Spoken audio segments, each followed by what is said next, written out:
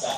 Ito naman ay pang-apat sa pinakamainit na taon simula noong 1987 na nakitala dito sa ating bansa. Marahil nakatulong yung ating mga pagulan o mga bagyo nung nakaraang buwan, gaya ng bagyong Lando at Nona. At sa ngayon nga, pahinana yung ating El Nino at hindi na bumaba yung ating temperatura dyan sa karagatan ng Pasipiko. Pero mga kapamilya, asahan pa rin natin ang matinding init ng panahon, lalong-lalo na pagpasok ng buwan ng Marso hanggang Mayo. Dahil bukod sa El Nino, yan na po ang panahon ng tag-init sa ating bansa. At yan muna latest mula dito sa Weather Center ng Bagong Legenda. Balisin ka, Chuck.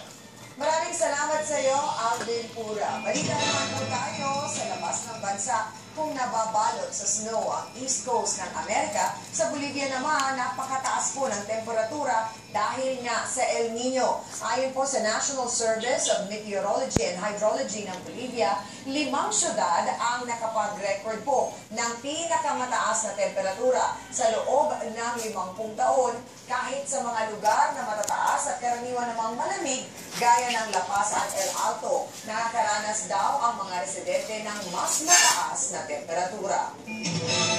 Samantala, naniniwala ba kayong gaganda ang inyong buhay ngayong 2016? Abay kung oo, kasama po kayo sa maraming Pinoy na nananatili pong positibo ang pananaw ngayong taon. Sa huling survey nga po ng SWS na may isang